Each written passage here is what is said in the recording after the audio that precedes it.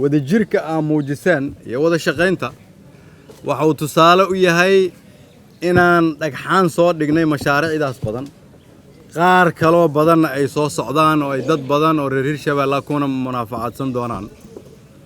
haddii laakiin ay noqoto in idinku aad iska qabsataan gudihiina reer Hirshabeelle ahaan ama aadan danta reer Hirshabeelle iyo danta qaranka aadan u danaynina kuwa cusub inay yimaadaan iska daayay kuwa maanta aan dhagxaanta soo dhignay ayaan la fulinayn waxaa marka hortiina reer Hirshabeelle oo dhan leeyahay aniga iyo madaxweynaha iyo dawladda dhammaan federaalka waxaan aad u taageersanahay wadajirkiina waxaan idinku taageeri doonaa wadajirkaas waxaan ka soo horjeesan doonaa in la wiiqo midnimadaas aad dhaliseen dadaalkana waa idinkugu duceynaynaa intaas ka sokow waxaan leenahay waa idin soo salaanay horta reer Jowharo ma nabad baa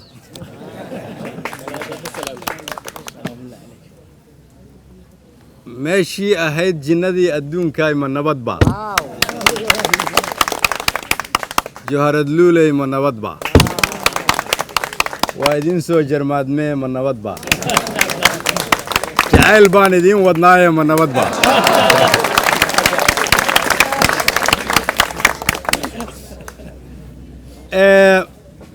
waxaa muhiim ah horta inaan ogaano waa maxay Jowhar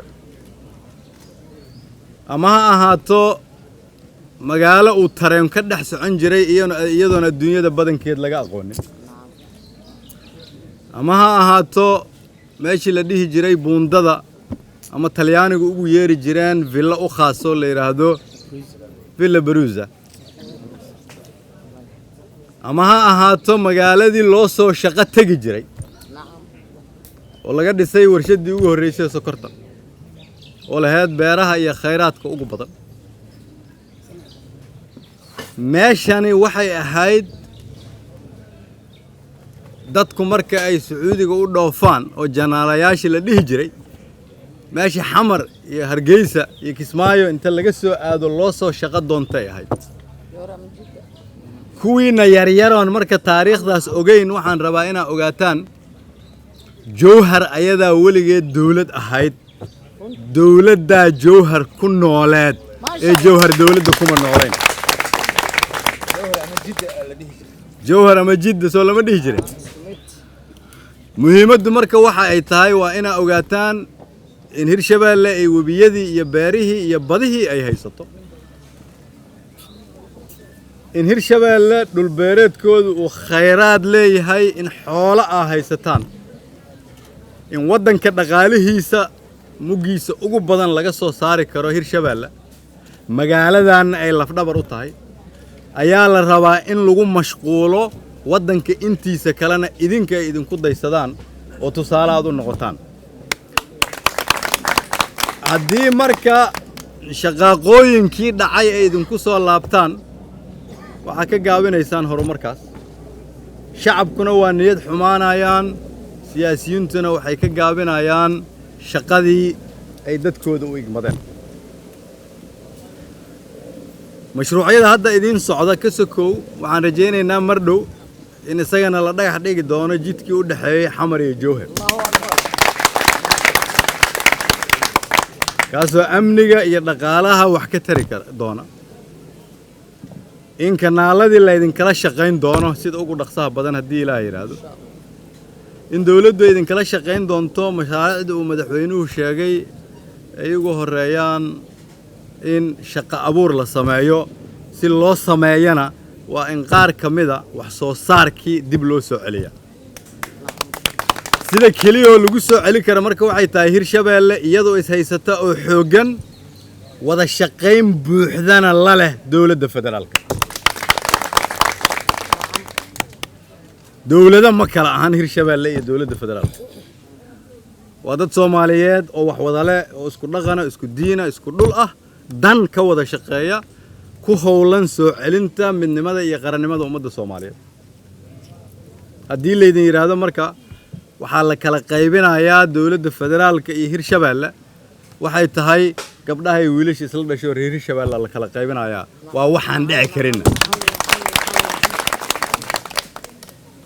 waa shaqadiina marka madaxdiina ina ku dhiiri gelisiin iyaguna inay wada shaqeeyaan dawladda federaalkana la shaqeeyaan inagoo isku duubanna inaan ku soo celinno Jowhar waxay ahaan jirtay si Hirshabeelle iyo Soomaaliya inteeda kalena ay uga faa'iideystaan maanta waxaan nala socday dad ajnabi oo halkan nala iman laakiin iyaga laftooda khibrad dheer u leh Jowhar waa magaalo caan ah oo dunida oo dhan laga garanayo magaalada ilbaxnimada waaye haddii xitaa ajnabiga noo yimid booqashada ay Jowhar khibrad hore u leeyihiin waxay tahay waa magaalo dunidu ay mar hore buuga ka akhrisay ilbaxnimadaas aad leedihiin ayaa waxay la rabaa inaad dadka uga duwantihiin fursadda barwaaqo aad leedihiin ayaa waxaa la rabaa inaad dadka uga duwantihiin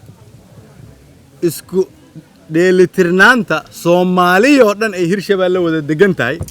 ayaa la rabaa inaad dadka kale intiisa uga duwantihiin ugu dambeyntii Hirshabeelle iyo Soomaaliyaba waxaa leh dad Soomaaliyeed qabiil ka wanaagsan ma jiro mid ka laandheeraysan ma jiro qabiil meel kale ma jiro dad Soomaaliyeed aan nahay waxaana la ku qiimeynayaa dhiigaas iyo dhaqankaas la yiraahdo Soomaalinimada waa in wax lagu bixiyaa soo celinta sharafta iyo karaamada ummadda Soomaaliyeed waa in wax lagu bixiyaa dhaqankii hore in laga tago oo dhaqan cusub la maro waa in xanuun loo maraa adduunyadu si ay u ogaato inaan isku tashanay waa ina idinku halkan ka bilowdiin mashruuca aan ka bilownay xamar oo la yiraahdo isxilqaan oo aad bilowdiin gacmihiina inaad dib ugu dhistiin xarimuhu dawladda Hirshabeelle yaan banaanka wax laga sugin maanta waxaan rabaa inaan idin xaqiijiyo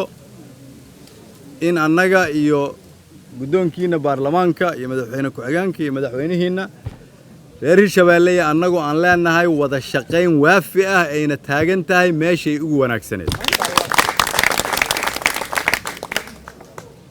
shaqaaqada haddaa ka ilaalisiin ayaguna isla ka ilaaliyaanna waa la shaqayn doonaa waana ku soo laalaaban doonaa meesha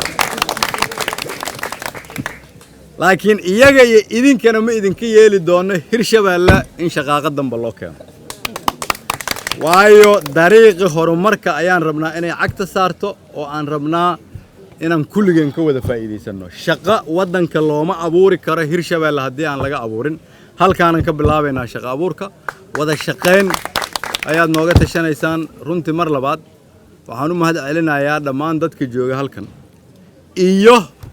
wiilashii iyo gabdhihii hooyooyinkii iyo aabbooyinkii dhallinyaradii iyo waayeelkii saakoo dhan taagnaa qorraxda iyo jidadka